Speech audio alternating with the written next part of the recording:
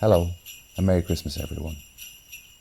As part of our celebration this year, we want to take you to that classic Christmas dinner portrayed by Charles Dickens in the famous scene from A Christmas Carol.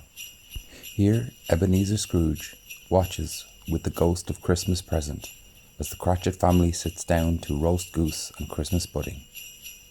We hope you enjoy.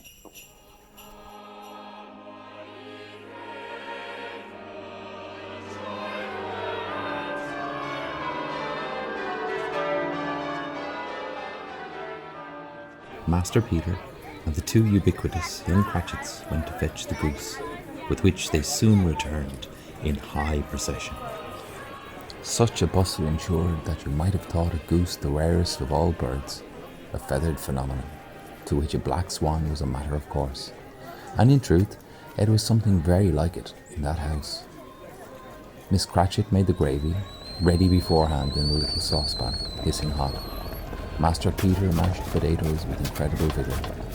Miss Belinda sweetened up the applesauce. Martha dusted the hot plates. Bob took Tiny Tim beside him in a tiny corner at the table. "This way, Tim." The two young Cratchits set chairs for everybody, not forgetting themselves, and mounting guard upon their posts, crammed spoons into their mouths, lest they should shriek for goose before their turn came to be helped. At last, the dishes were set on, and grace was said. It was succeeded by a breathless pause, and Miss Cratchit, looking slowly along the carving knife, prepared to plunge it in the breast. But when she did, and when the long-expected gush of stuffing issued forth, one murmur of delight arose all around the board, and even Tiny Tim, excited by the two young Cratchits, beat on the table with the handle of his knife, and feebly cried, "Hurrah!"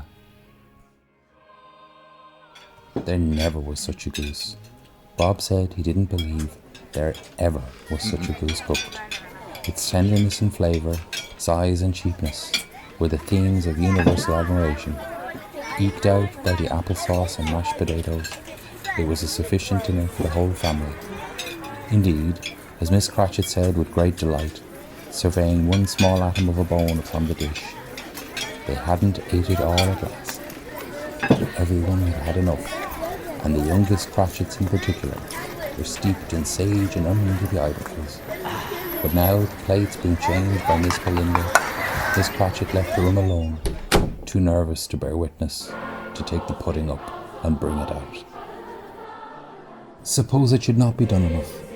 Suppose it should break in the turning out. Suppose somebody should have got over the wall of the backyard and stolen it, while they were merry with the goose, a supposition at which the two young Cratchits became livid. All sorts of horrors were supposed. Hello! What a great deal of steam! The pudding was out of the copper, a smell like washing day. That was the cloth. A smell like an eating house and a pastry cook's next door to each other, with a laundress next door to that. That was the pudding.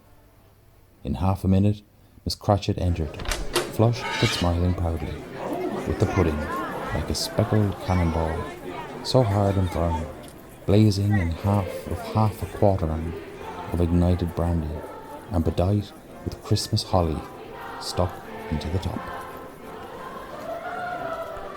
"Oh, a wonderful pudding," Bob Cratchit said, and calmly too, that he regarded it as the greatest success achieved by Miss Cratchit since their marriage.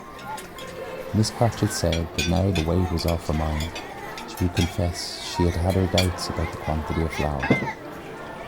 Everybody had something to say about it, but nobody said or thought it was at all a small pudding for a large family.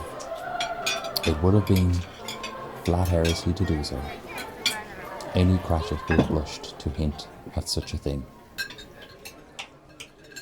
At last the dinner was all done, the cloth was cleared, the hearth swept, and the fire made up. The compound in the jug being tasted and considered perfect, apples and oranges were put upon the table, and a shovelful of chestnuts on the fire. Then all the Cratchit family drew round the hearth in what Bob Cratchit called a circle, meaning a half one, On Bob Cratchit's elbow stood the family display of glasses, 2 tumblers and a custard cup without a handle.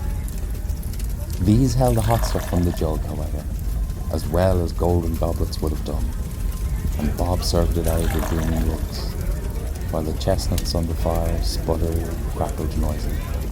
And then Bob proposed, "A Merry Christmas to us all, my dears. God bless us," which all the family re-echoed. "God bless us, everyone," said Tiny Tim, the last of all.